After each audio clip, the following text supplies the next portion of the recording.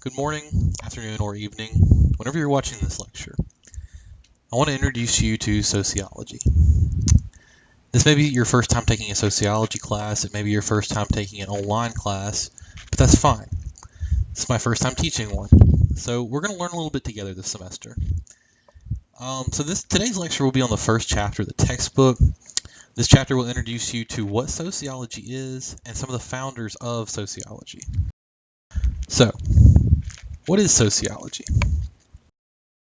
To put a definition on it, sociology is the study of how societies are organized and how the organization of society influences behavior of people living in it. Sociology encourages one to approach these new topics with a new perspective. This perspective is guided by the sociological imagination. This is a term that is coined by sociologist C. Wright Mills. The sociological imagination allows us to think about our own personal experience in relation to a larger set of social forces that influence every aspect of our lives, whether they are visible or not to us. For instance, how did you get your first name? Most likely your parents chose it for you, perhaps after much agonizing and discussion of the perfect name.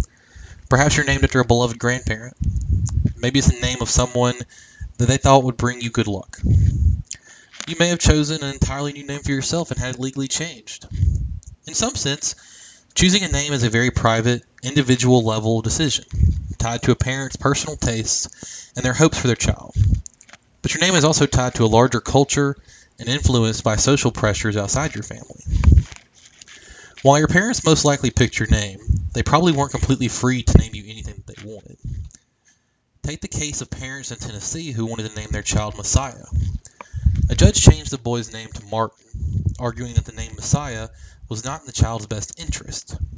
The parents later appealed this decision in the higher courts, where it was overturned. Some countries even banned certain names. Most recently, Tesla CEO Elon Musk and singer Grimes announced that they had named their son X Archangel A12. California's Department of Public Health soon noted that the name wasn't allowed under state law, since numbers cannot be part of an official name used on vital records such as birth certificates. The couple changed the name slightly. The boy's name is X Archangel AXII, using the version of the Roman numeral 12 instead of the number 12. It's not yet clear whether the state will accept this workaround, but it was made. The social pressures that parents face when choosing a name, they don't just come from in form of laws. Even if a name is legal, there may be a negative consequence for choosing it. Take for 2008. Employees at a New Jersey grocery store refused to fill an order for a child's birthday cake. Why? The parents had ordered a cake decorated for their son's name, Adolf Hitler Campbell. The publicity around this incident led to the Department of Youth and Family Services to investigate the child's parents. As the child grows up, his name is likely to cause others to make many assumptions about him. Assumptions that might impact his ability to get a job, or a date, or to make friends. While anyone who names their child Adolf Hitler probably knows there will be negative reactions, most parents worry about the unanticipated problems related to a name. Parents may worry about social reactions. Will a name cause other kids to tease their child or give them an embarrassing nickname? Does it seem old-fashioned or boring? Will it seem unprofessional later in life? Will people discriminate against their child on job applications if they choose an ethnic name or a name associated with a particular race?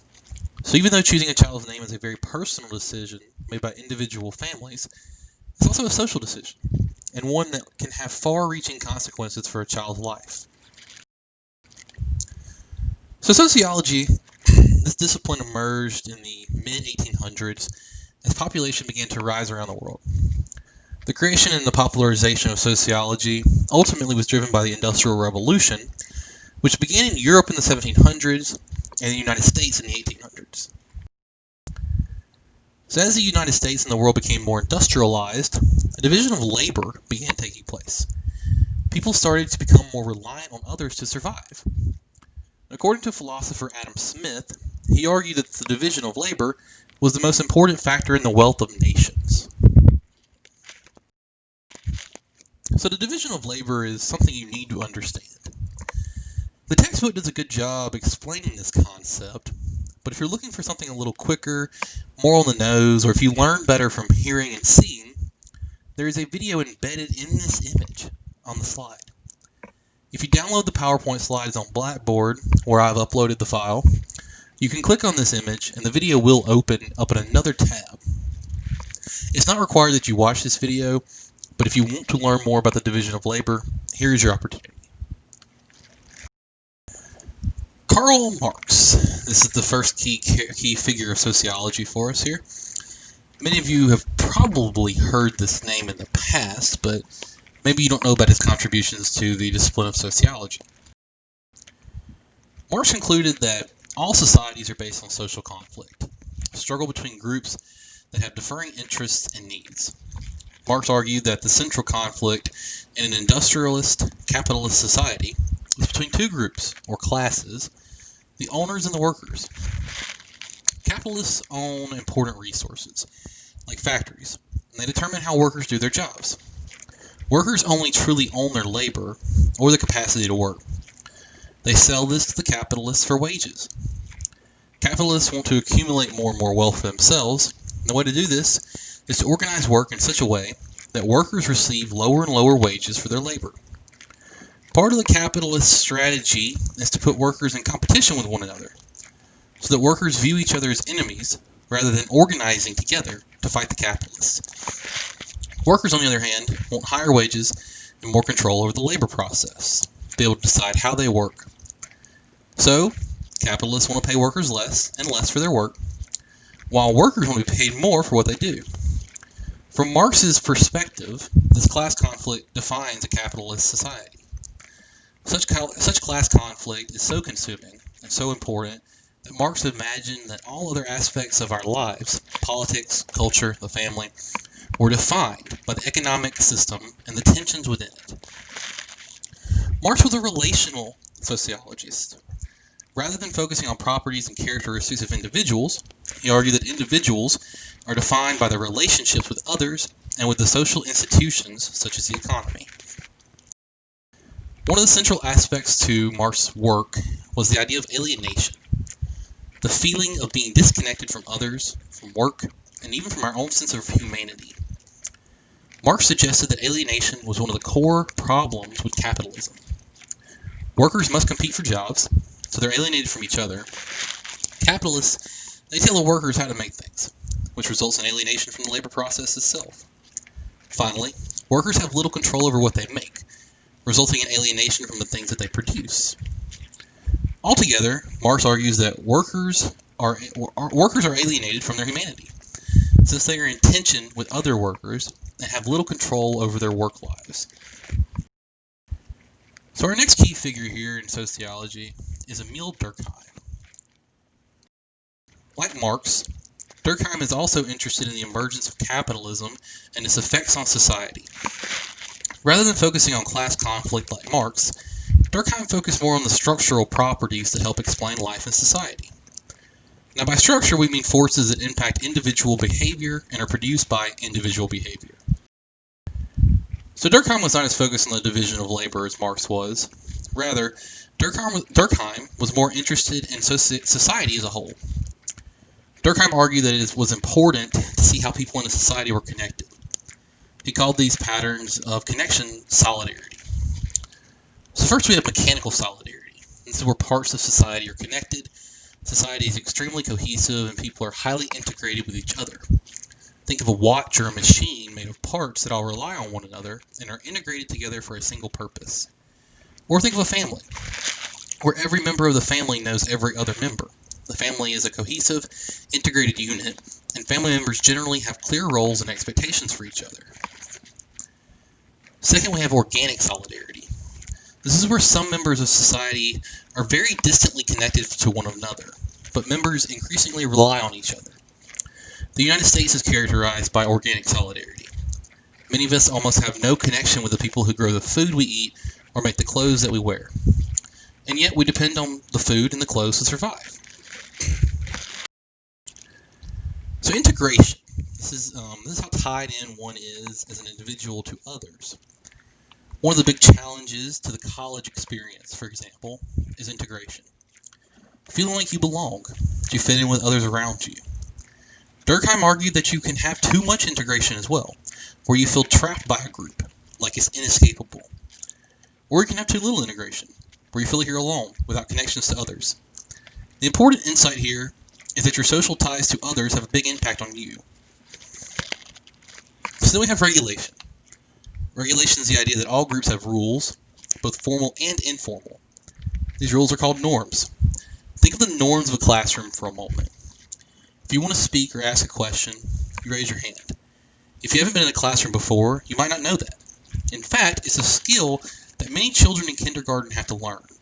But in other settings, the norms are different. If you're on a date and you raise your hand to speak, per se, this will almost certainly be viewed as strange. Your date's probably going to think you're a little weird. Part of being a member of a community is learning its norms. Some community norms are extremely powerful and compelling, others are fairly weak. And Durkheim thought that you could have too much regulation or too little. Too little regulation. This leads to what Durkheim calls anime. The less we feel integrated into the community around us, and the faster the rules about acceptable behavior change, the more likely we are to feel anime. If enough people experience it, entire societies can crumble as individuals break rules, follow their own personal desires, and or lose faith in the importance of the larger group. So next we have Max Weber. I know his name is spelled Weber, but it is pronounced Weber, so you will hear me say that a good bit. So Weber emphasized let me try to say this word correctly, methodological individualism, which says in order to make sense of the world, it is often necessary to focus on the individual. Weber's own definition of sociology is one of the most famous. He thought of sociology as a science concerning itself with the interpretive understanding of social action, and thereby with a causal explanation of its course and consequences. So if that doesn't make a lot of sense to you, that's fine. Don't worry. What Weber meant was that, like Durkheim, he thought of sociology as a science. But where Durkheim was often most interested in the structures of a society, Weber suggested that sociology should look at social action, or behaviors, that produces these structures. Just remember, sociology is interpretive, meaning that one cannot say there is a universal law that guides one's behavior. So when you think of science, you may think of physics or chemistry, right? These are two sciences that there are universal laws. There are laws in physics that you cannot break. They're true 100%. That's not sociology. There is no universal law. It's very interpretive. So one of the key figures in sociology that does not get as much attention is Jane Addams. This is another opportunity for you to click the photo and watch a video on Addams and her Hull House. So speaking of the Hull House, it was a center of social reform where women could be educated, have support raising their children, and engage in social activism. Addams also used this experience to study poverty and dependence. Addams emphasized using socially engaged scholarship, which meant that the people she was working with were a fundamental part of her research. If you want to learn a little bit more about Addams' Hull House, the video in the slide before is a really good place to start. So our next figure in sociology is W.E.B. Du Bois. Du Bois was one of the first sociologists to consider that race is central to the social organization of human communities. Status was a big thing with Du Bois. Relative social standing, such as a part of wages that a professor receives. So, professors are paid in money, but there's also something else here. Status, or relative social standing. Americans value education. They tend to express admiration for those that are engaged in educating others and who know about the world. And race matters. Du Bois stressed that to understand white workers. You need to understand the psychological wages of whiteness. That is, in a racial system, whites get paid in things other than money. While the 8,000 Southern families who owned almost all of the enslaved people in the United States used the myth of racial inferiority to justify enslaving African Americans, white workers supported this myth because they preferred the status of being white. They accepted lower economic wages because the psychological wages they received from feeling that they were better than African Americans. So, when we say wages or status, we don't always mean money. It's not always economic. There are other ways one can gain status. One can gain social standing. We'll talk about that a lot more this semester. That's something you're going to hear come up. So as sociology progresses as a discipline, it looks to transform itself to reflect society around us. So while classical sociologists were often silent on the experience of most people who inhabit this earth, such as women, non-whites, and non-Europeans, sociology is now shifting. Future sociologists look to highlight voices that were silenced in the past. As sociology progresses along with society, we will see non-white, women, LGBTQ+, and many other voices start to take center stage. And this concludes the first lecture. You've made it. I know it's tough. I just want to remind everybody, there are 2 quizzes this week. There's a syllabus quiz and a quiz on the first chapter's reading. They're both due Sunday night at 11:59 p.m. There's a discussion board due on Thursday, 11:59 p.m. as well. Discussion board is really short this week. It's just an introduction of yourself, your interests, things of that nature. It shouldn't take you more than 5 to 10 minutes to do. So if you have any questions on the lecture, the class, anything, shoot me an email. I understand in this lecture, the sound and the audio may not be perfect. I'm using an older microphone. I have a new one purchased. It's on its way. So if this one sounded a little odd to you, excuse me. In the future, it should sound a lot better. But I'm looking forward to a great semester with you guys. Again, if you have any questions, reach out to me. I'm here to help you. I'm here to guide you. Thanks.